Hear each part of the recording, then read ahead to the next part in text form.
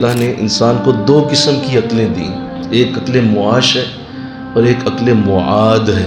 عقل معاش کیا کہتی ہے کہ ظاہر ہے تم انسان ہو، تم نے اپنے پیٹ کو بھرنا ہے، پیسہ کہاں سے جنریٹ ہوگا، کون سا کام کروں کہ یہ ساری میری ضرورتیں پوری ہو جائیں۔ اس کے لیے عقل صرف ایک ہی ہے جو استعمال ہو رہی ہوتی ہے، وہ عقل معاش ہوتی ہے۔ دوسری عقل جو ہے وہ عقل معاد ہے۔ عقل معاد اللہ کو پانے کے لیے استعمال ہوتی ہے کہ میرا رب کے ساتھ بھی ایک تعلق ہے، میرے رسول کے ساتھ تعلق ہے، اس طرح میں اللہ کو اور اس کے رسول کی مراد کو پوری کروں۔ جانوروں کو صرف عقل معاش دی گئی ہے، انہیں عقل معاد نہیں دی گئی۔